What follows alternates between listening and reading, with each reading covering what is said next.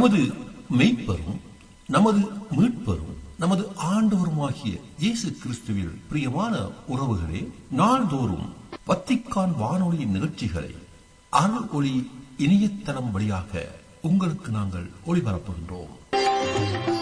உங்களுக்காக தொகுத்து வழங்குபவர் உங்கள் அன்பு சகோதரன் பேசாலை தாஸ்.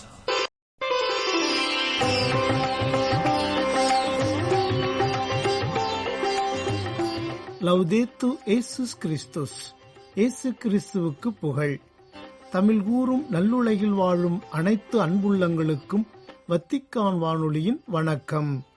இறைவன் உங்கள் உள்ளத்தையும் இல்லத்தையும் தன் அன்பாலும் அருளாலும் அமைதியாலும் இன்றும் என்றும் நிரப்புவாராக.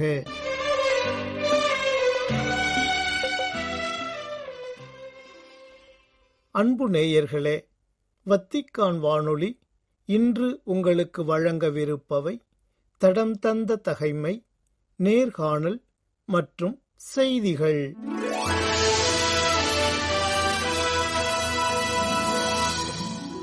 மார்ச் 13 புனித யூப்ராசியா.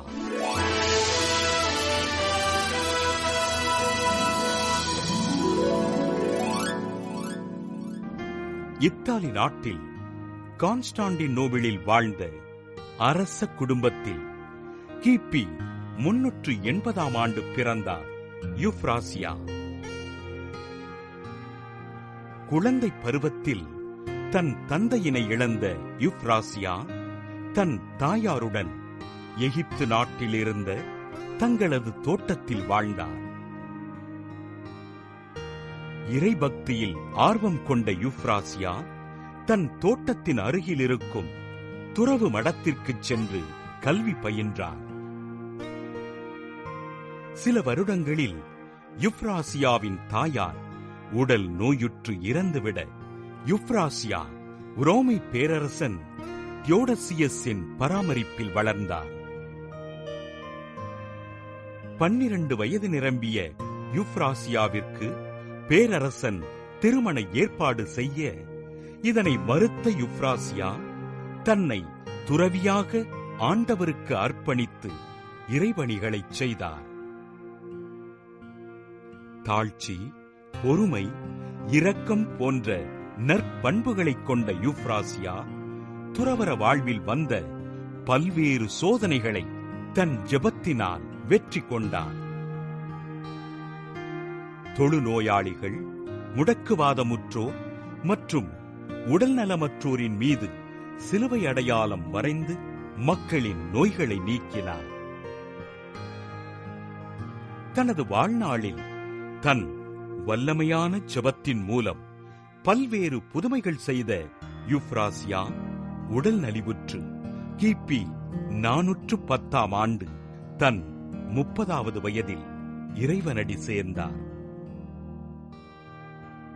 அரச குடும்பத்தில் பிறந்து ஆண்டவருக்கு தன்னை அர்ப்பணித்து தாழ்ச்சியோடு வாழ்ந்த அருட்சகோதரி யூப்ராசியாவை திருச்சபை புனிதராக உயர்த்தியது. புனித யூப்ராசியாவின் திருவிழாவினை கொண்டாடுகின்ற நாம் இன்று தேர்வுகளை எழுதிக் கொண்டிருக்கின்ற நமது குழந்தைகளுக்காகவும் அவர்களது நல்வாழ்விற்காகவும் ஆண்டவரே இளையோரும் திரு அவையும் என்ற தலைப்பின் வழியாக கடந்த பகுதியிலே மிக அழகாக இளையோரின் பங்களிப்பு என்ன, இந்த இளையோரை வழிநடத்துகிற அருட்தந்தை யார், அவருடைய அனுபவ பகிர்வுகளை பற்றி நாம் மிக அழகாக தெரிந்து கொண்டோம். மீண்டுமாக அடுத்த பகுதியிலே அவருக்கு தூண்டுகோலாக இருக்கிறவர்கள் யார், அவர் இந்த பணியை இன்னும் எவ்வாறு செய்து கொண்டிருக்கிறார் என்பதை பற்றியெல்லாம் நாம் தெரிந்து கொள்ள இருக்கிறோம். வணக்கம் ஃபாதர். வணக்கம் சிஸ்டர். உங்களை மீண்டும் ஒரு முறை சந்திப்பதிலே பெரும் மகிழ்ச்சி அடைகிறோம். இந்த பகுதியில நான் உங்களோட என்ன உரையாட விரும்புகிறேன், என்ன தெரிந்து கொள்ள விரும்புகிறேன், முதலாக உங்களை ஆயர் அவர்கள் தொலைபேசியில் தொடர்பு கொண்டு இந்த இளையோர் இயக்க பணிக்காக உங்களை தேர்ந்தெடுப்பதாகவும் அந்த பணியை நீங்கள் செய்வீர்கள் என்று அவர்கள் நம்புவதாகவும் உங்களுக்கு உறுதி கொடுத்தார் என்று சொன்னீர்கள். இப்பொழுதும் இந்த பணியை நீங்கள் மிக அருமையாக செய்து கொண்டு வருகிறீர்கள். இப்பொழுது ஆயருடைய பங்களிப்பு எப்படி இருக்கிறது? நீங்கள் செய்கிற எல்லா செயல்பாடுகளிலும் அவர் உங்களுக்கு எப்படி வழிகாட்டியாக இருக்கிறார் என்பதை பற்றி ஒரு சில தகவல்கள் ஃபாதர். சிஸ்டர், நீங்க சொன்ன மாதிரி துவக்கத்தில் பேராயர் எத்தகைய ஒரு உற்சாகத்தோடு என்னை அழைத்தாரோ இன்று வரை அதில் 1% கூட குறையாமல் தொடர்ந்து உற்சாகப்படுத்தி வருகிறார். அதுவும் எங்கள் இளைஞர் இயக்கத்தை மிக அற்புதமாக அவர் உற்சாகப்படுத்தி கொண்டே இருக்கிறார். அதற்கு ஒரு சிறந்த எடுத்துக்காட்டு, நான் எப்பொழுது ஆயரை ஒரு விழாவுக்கோ அல்லது ஒரு திருப்பலிக்கோ அழைக்கும் பொழுது இல்லை என்று சொல்லாமல் எந்த காரியங்களாக இருந்தாலும் இதற்கு ஒரு முதன்மையான ஒரு இடத்தை கொடுப்பவராக எங்கள் பேராயர் இன்றும் திகழ்ந்து வருகிறார். அதே போல எந்த ஒரு செய்தி அனுப்பினாலும் எங்கு இருந்தாலும் சரி, எங்கு இருந்தாலும் அவர் உடனே அதற்கு எனக்கு பதில் கொடுப்பார். அது இன்னும் பல உற்சாகத்தை கொடுத்தது. எங்கள் இளைஞர் இளம் பெண்களுக்கும் அது பெரும் உற்சாகத்தை கொடுக்கும். ஏனென்றால் அவங்க எல்லோருக்கும் தெரியும் ஆயர் எங்களுக்காக இருக்கிறார். எங்களுடைய செயல்பாடுகளை அவர் மிக அற்புதமாக பாராட்டுகிறார் என்பதெல்லாம் அவர்களுக்கு நிச்சயம் தெரியும். ஏனென்றால் அவரோடு இணைந்து நாங்கள் எங்கு சென்றாலும் ஆயர் வந்தவர் என்றால் உடனே அவர்களை சந்திப்பது, பேராயர் அவர்களும் அந்த பிள்ளைகளை உற்சாகமூட்டுவது, எப்படி இருக்கிறீங்க, ஒரு கேஷுவல் டாக் அது எப்பவுமே இருக்கும். அது பிள்ளைகளை நன்கு உற்சாகப்படுத்தியது. இப்படியாக பணி தொடர்ந்து போய்கொண்டிருக்கிறது. பல முன்னெடுப்புகள். நான் போன முறை போர்ச்சுகல் நாட்டிற்கு போகும்பொழுது என்னை உற்சாகப்படுத்தி பல தடங்கள் இருந்தாலும் அந்த தடங்கள் எல்லாம் மீறி அனுப்பி வைத்து திரும்ப நாங்கள் வந்து அவரோடு பகிர்ந்து கொண்டோம். இப்படியாக பல காரியங்கள். இன்னும் அடுத்த இந்த ஆண்டு ஜூப்ளி ஆண்டிற்கும் நான் போக தயாராக இருக்கிறேன். தமிழ்நாட்டிலிருந்து நான் ஒரு தந்தை தான், ஒரு யூத் டைரக்டர் தான். நான் போவதற்கு தயாரித்து கொண்டிருக்கிறோம். இன்னும் ஒரு 2 இளைஞர்களை நான் அழைத்து செல்ல இருக்கிறேன். மிகுந்த பாராட்டுகள் ஃபாதர். நீங்க இப்ப அடுத்த வெளிநாட்டுக்கு போயிட்டு இளைஞரோட பத்தியை தெரிஞ்சு இன்னும் உற்சாகமா பணியாற்ற போறீங்கன்னு சொன்னீங்க. அதை விட சிறப்பா நம்முடைய ஆயர் துவக்கத்திலிருந்து இன்று வரை உங்களுக்கு ஒரு உற்றா துணையாக இருக்கிறார் என்றும் நீங்க சொல்லியிருக்கிறீர்கள். நானும் நிறைய படங்களிலே நான் பார்த்திருக்கிறேன். உங்களுடைய புகைப்படமாக இருக்கட்டும் அல்லது நீங்கள் அனுப்புகிற அந்த ஸ்டேட்டஸா இருக்கலாம், நிறைய முறை ஆயர் இளம் பிள்ளைகளோடு இருப்பதையும் அந்த குழுவிலே இணைந்து பல்வேறு விதமான காரியங்களை துவங்கி வைப்பதை நான் பார்த்திருக்கிறேன். அந்த இளம் பிள்ளைகள் ஆயரை சந்திக்கும் பொழுது அவர்கள் உள்ளத்தில் என்ன எழுகிறது, எப்படி அவர்கள் அதை உணர்கிறார்கள்? இளைஞர்கள் எங்களுடைய பேராயரை சந்திக்கும் பொழுதெல்லாம் ஒரு ஆண்டு கடவுளுடைய ஆசீர்வாதத்தை பெறுவர்களாக அவர்கள் கருதுகிறார்கள். ஏன்னா நம் கடவுளை பார்க்க முடியாது. பேராயரை அவர்கள் ஒரு காட்ஸ் பிளஸ்ஸிங், அது போல போய் அவர்களோடு உரையாடுவது, அவர்கள் பேசுவது, they receive the blessings. அது மட்டும் இல்லாமல் பேராயர் அவர்களும் பல பொறுப்பாளராக இருக்கிறார். தமிழ்நாடு அளவிலும் சரி, இன்றுமே டிஎன்பிசியுடைய பிரசிடென்டாக இருக்கிறார். அது மட்டும் இல்லாமல் நேஷனலும் அவர் ஒரு பொறுப்பாளராக இருக்கிறார். உலக அளவு திருச்சபையிலும் அவர் பொறுப்பாளர். இப்படி பல பொறுப்புகளை வைத்தும் அவர் தொடர்ந்து பணி செய்வது எங்கள் இளைஞர்களுக்கு ஒரு பெரிய உற்சாகத்தை ஊட்டுகிறது. இன்னும் நாமும் இப்படிப்பட்ட பல பணிகளை நம் ஆயர் போல செய்ய வேண்டும் என்கின்ற எண்ணம் அவர்களுக்கு நிச்சயமாக இருக்கிறது. ஒரு சில இளைஞர்கள் என்னோடு பகிர்ந்து கொண்டார்கள், ஃபாதர் எப்படி நம்முடைய பேராயர் இவ்வளவு பணிகளை தொடர்ந்து அயராது, வயது அதிகமாக இருந்தாலும் மிக அற்புதமாக அது அவர்களுக்கு ஒரு இன்ஸ்பிரேஷன். அப்போ நேரடியாக பார்க்கும் பொழுது இன்னும் அதிகமான உற்சாகத்தை அவர்கள் பெற்றுக்கொள்கிறார்கள். ஃபாதர், இப்ப நமது பேராயர் உங்களுக்கு மிகுந்த ஒத்துழைப்பை தருவதாகவும் இளையோர்கள் நம்முடைய பேராயரை குறித்து பெரும் மகிழ்ச்சி அடைகிறார்கள், அவர் ஒரு ஆசீர்வாதத்தின் பாத்திரமாய் அவர்களுக்கு இருக்கிறார் என்பதை பற்றியெல்லாம் நீங்கள் சொன்னீர்கள். இந்த இளையோர் பணியிலே நீங்கள் மட்டும்தான் செய்கிறீர்களா ஒரு அருட்தந்தையாக, அல்லது மற்ற அருட்தந்தையர்கள் நமது மறை மாவட்டத்தை சார்ந்தவர்களோ அல்லது பிற மறை மாவட்டத்தை சார்ந்த அருட்தந்தையர்களோ உங்களோட தோழமையில் உறவு கொண்டு செயலாற்றுகிறார்களா? அதை பற்றி ஏதாவது ஒரு கருத்துக்கள் ஃபாதர்? சிஸ்டர், நம்ம முதல்ல புரிஞ்சுக்கணும். இப்போ ஒரு மறை மாவட்டத்துல ஒரு குரு தான் முழு நேர பணி. முழு நேர பணினா எனக்கு பங்கு கிடையாது. முழு நேரமாக இந்த இளைஞர் இயக்கத்தை பார்த்து கொண்டிருக்கிறேன். நீங்க சொன்னீங்க ஒருத்தரை செய்ய முடியாது. இதுதான் நம்ம ஒருத்தரை எல்லாம் செய்யணும்னு நினைக்கவும் கூடாது, அது தவறு. அப்ப என்னோடு இணைந்து செயல்பட்டு கொண்டு இருக்கிறார்கள். அப்பனா உங்களுக்கு தெரியும், இப்ப சென்னை மயில உயர்மறையில் 12 மறை வட்டங்கள் இருக்கிறது. அந்த ஒவ்வொரு மறை வட்டத்திற்கும் ஒரு குருவை அவர்கள் நியமிக்கிறார்கள். ஒவ்வொரு வட்டம் அவர்களே நியமிப்பார்கள். ஒரு இளைஞர் இயக்கத்திற்கு ஒரு பொறுப்பாளர் தந்தை. அந்த பொறுப்பாளர் தந்தை அந்த மறை வட்டத்தில் இருக்கிற எல்லா பிள்ளைகளையும் வர வைத்து தேர்தல் வைத்து அந்த மறை வட்டத்திற்கென்று தலைவர்கள், துறை தலைவர் மற்றும் செயலர், துணை செயலர், பொருளர் என்று அவர்கள் வைத்திருப்பார்கள். அதே போல ஒவ்வொரு பங்குகளிலும் அதனுடைய செயல்பாடுகள் நடைபெறும். எனவே இப்படியாக 12 அருத்தந்தையர்கள் என்னோடு இணைந்து செயல்படுவதனால் அது இன்னும் சுலபமாக இருக்கிறது, எல்லோருக்கும் அது எடுத்துச் செல்லப்படுகிறது. நீங்க சொன்ன மாதிரி இளைஞர்களும் எங்களோடு இணைந்து செயல்படுகிறார்கள். அது மட்டுமல்லாமல் சென்னை மயில் உயர்மறை மாவட்டத்துல இயேசு சபைக்கு தனியாக அவருக்கென்று ஒரு இளைஞர் இயக்குனர் இருக்கிறார்.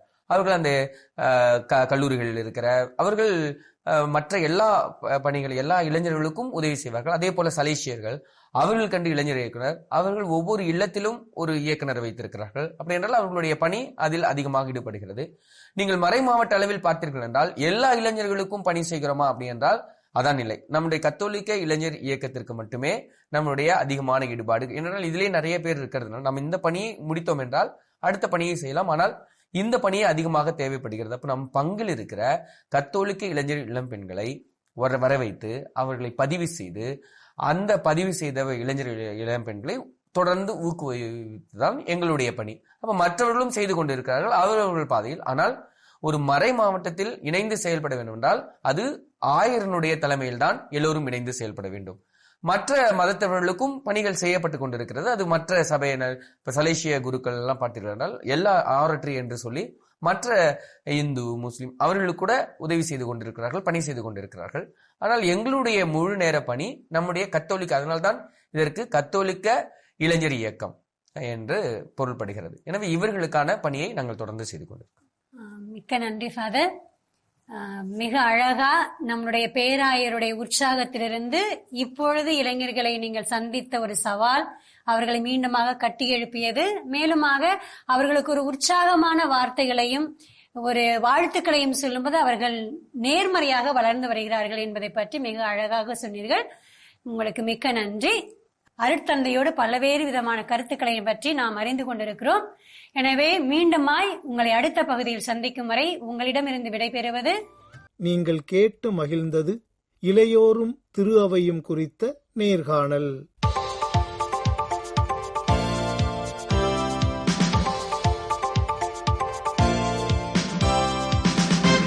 செய்திகள். மற்றவர்களை வரவேற்பதன் முக்கியத்துவத்தையும் கவனத்துடன் பணியாற்றுவதன் முக்கியத்துவத்தையும் வலியுறுத்தி நாசரேத்தின் திருக்குடும்பத்திடமிருந்து விருந்தோம்பல் கலையை கற்றுக்கொள்ளுமாறு அழைப்பு விடுத்தார் திருத்தந்தை 14ஆம் லியோ. மார்ச் 12 வியாழக்கிழமையன்று திருப்பீடத்தில் இத்தாலியின் சாக்ரோபோனோவில் நிகழ்ந்த விருந்தோம்பல் பேராலயம் நிகழ்வில் பங்கேற்றவர்களிடம் உரையாற்றிய போது இவ்வாறு அழைப்பு விடுத்த திருத்தந்தை, இளைஞர்களும் திரு அவையும் சொந்தத்தை வளர்க்கும் விருந்தோம்பல் என்ற கருப்பொருளை மையமாக கொண்டு தனது எண்ணங்களை அவர்களுடன் பகிர்ந்து கொண்டார். கேட்கும் திறனிலிருந்தும் விருந்தோம்பல் வழங்கும் திறனிலிருந்தும் உண்மையான ஒருமைப்பாடு எவ்வாறு பிறக்கிறது என்பதை பற்றி எடுத்துக்காட்டிய திருத்தந்தை, இது இளைஞர்களுக்கு மிகவும் முக்கியமானது என்றும் அவர்கள் சமூகம் மற்றும் திரு அவை இரண்டிற்கும் நிகழ்காலத்தையும் எதிர்காலத்தையும் உருவாக்குகிறார்கள் என்றும் கூறினார். இளைஞர்களை வரவேற்பது என்பது அவர்களின் குரல்களுக்கு செவிமடுப்பதும் அவர்களின் வாழ்க்கையில் தூயாவியாரின் உடனிருப்பை அங்கீகரிப்பதும் ஆகும் என்று அவர்களுக்கு விளக்கமாக எடுத்துரைத்தார் திருத்தந்தை. இருத்தல் மற்றும் கவனிப்பு என்பதன் கிறிஸ்தவ அர்த்தத்தை குறித்தும் வலியுறுத்திய திருத்தந்தை, தனிநபர்கள் தங்கள் நேரம், அனுபவங்கள் மற்றும் மதிப்பீடுகளை தங்களை சுற்றியுள்ள சமூகங்களில் பகிர்ந்து கொள்ளுமாறு அவர்களை கேட்டுக்கொண்டார். திருக்குடும்பத்திலிருந்து உள்ளொளி பெற்றவராக இயேசுவை தேடும் அவர்களின் பயணம் உறவுகளில் இருப்பு மற்றும் பொறுப்பின் விழுமியத்தை கற்பிக்கிறது என்று அவர்களிடம் குறிப்பிட்டு காட்டினார் திருத்தந்தை. குறிப்பாக விருந்தோம்பலின் ஒரு முன்மாதிரியாக புனித யோசேப்பை எடுத்துக்காட்டிய திருத்தந்தை, உண்மையான அக்கறை என்பது மற்றவர்களுடன் உடனிருந்து அவர்களின் நல்வாழ்வுக்கு பொறுப்பேற்பதை உள்ளடக்கியது என்றும் சுட்டிக்காட்டினார். இறுதியாக விருந்தோம்பல் நன்மை, உடன்பிறந்த உறவு மற்றும் புனிதத்தை ஊக்குவிக்கும் சூழல்களை வளர்ப்பதில் கல்வியாளர்களாக திகழ்ந்திடுமாறு அனைத்து பங்கேற்பாளர்களையும் ஊக்குவித்து தனது உரையை நிறைவு செய்தார் திருத்தந்தை. மார்ச் 12 வியாழக்கிழமையன்று கத்தோலிக்க திரு அவைக்குள் 2 முக்கிய நியமனங்களை அறிவித்துள்ளார் திருத்தந்தை 14ஆம் லியோ. புனித அகுஸ்தினார் சபையைச் சேர்ந்த பேராயர் லூயிஸ் மரீன் தே சான் மார்டின் அவர்கள் பிறரன்பு பணிகளுக்கான திருப்பீடத்துறையின் தலைவராக திருத்தந்தை 14ஆம் லியோ அவர்களால் நியமிக்கப்பட்டுள்ளார். 2021ஆம் ஆண்டு பிப்ரவரி 6ஆம் தேதி இத்தாலியிலுள்ள சூலியானாவின் பட்டம்சார் ஆயராக நியமிக்கப்பட்ட லூயிஸ் மரீன் தே சான் மார்டின் அவர்கள் 2021ஆம் ஆண்டு ஏப்ரல் 11ஆம் தேதி அதன் பட்டம்சார் ஆயராகவும் திருப்பொழிவு செய்யப்பட்டார். அதனைத் தொடர்ந்து பேராயர் பட்டம் பெற்ற ஆயர் மார்ட்டின் அவர்கள் உலக ஆயர்கள் மாமன்ற செயலகத்தின் இணை செயலாளராக பணியாற்றி வந்தார். அதே வேளையில் பிறரன்பு பணிகளுக்கான திருப்பீடத்துறையின் தற்போதைய ஓய்வு பெற்ற தலைவர் கர்தினால் கொன்ராட் கிராஜெவிஸ்கி அவர்கள் போலந்தின் லோட்ஸ் உயர்மறை மாவட்டத்தின் புதிய பேராயராக திருத்தந்தை 14ஆம் லியோ அவர்களால் நியமிக்கப்பட்டுள்ளார். கர்தினால் கிராஜெவிஸ்கி அவர்கள் கடந்த 2013ஆம் ஆண்டு முதல் பிறரன்பு பணிகளுக்கான திருப்பீடத்துறையின் தலைவராக முன்னாள் திருத்தந்தை பிரான்சிஸ் அவர்களால் நியமிக்கப்பட்டு பணியாற்றி வந்தார். கடந்த 2018ஆம் ஆண்டில் திருத்தந்தை பிரான்சிஸ் அவர்கள் இவரை கர்தினால் நிலைக்கு உயர்த்தினார். வத்திக்கானில் 1998ஆம் ஆண்டு முதல் பல்வேறு பொறுப்புகளில் பணியாற்றிய கர்தினால் கிரெஜெவிஸ்கி அவர்கள் தனது உரையில் தனது நீண்டகால பணிக்காக நன்றியை தெரிவித்ததுடன் 3 வெவ்வேறு திருத்தந்தையர்களுடன் பணியாற்றிய ஆழமான அனுபவங்களையும் பகிர்ந்து கொண்டார். அதிகரித்து வரும் இணையவழி மனித வர்த்தகத்துக்கு எதிராக கென்யாவில் உள்ள தலித்தாகும் எனப்படும் மனித வர்த்தகத்தை எதிர்த்து போராடும் துறவு சபை சகோதரிகளின் உலகளாவிய வலையமைப்பு அந்நாட்டில் போராடி வருகிறது. கடந்த 2016இல் தொடங்கப்பட்ட தலித்தாகும் கென்யா என்ற அமைப்பு கான்ராட் ஹில்டன் அறக்கட்டளை போன்ற நிறுவனங்களின் ஆதரவுடன் பாதிக்கப்பட்டவர்களுக்கு கல்வி, விழிப்புணர்வு மற்றும் மீட்பு நடவடிக்கைகளை உள்ளூர் மற்றும் அனைத்துலக அளவில் வழங்கி வருகிறது. மேலும் தலித்தாகும் கென்யா அமைப்பின் இயக்குனர் அருள் சகோதரி மெர்சி முவாய் அவர்கள் மனித வர்த்தகத்தின் உலகளாவிய தன்மையை வலியுறுத்தியதுடன் இது எளிய நிலையிலுள்ள சமூகங்களையும் மற்றும் இணைய வழி தளங்களையும் ஒரு சேர சுரண்டுவதாக குறிப்பிட்டுள்ளார். தலித்தாகும் அமைப்பு மூலம் மீட்கப்பட்டவர்கள் முழுமையான மறுவாழ்வு மற்றும் சமூகத்துடன் மீண்டும் இணைவதற்காக மருத்துவ உதவி, உளவியல் ஆலோசனை மற்றும் தொழிற்பயிற்சி ஆகியவற்றை பெறுகின்றனர். மனித வர்த்தகம், சுரண்டல் மற்றும் அனைத்து வகையான அடிமைத்தனத்தை ஒழிப்பதில் இந்த அமைப்பு அயராது உழைத்து வருகிறது. இத்துடன் வத்திக்கான் வானொலியின் தமிழ் ஒலிபரப்பு நிறைவு பெறுகின்றது. வணக்கம். இதுவரையும் நீங்கள் செவியுற்றது வத்திக்கான் வானொலியின் இன்றைய நிகழ்ச்சிகள். மீண்டும் மற்றொரு வத்திக்கான் வானொலி நிகழ்ச்சியில் உங்கள் அனைவரையும் சந்திக்கும் வரை அன்பு விடைபெற்றுச் செல்வது உங்கள் அன்பின் பேசாலை தாஸ்.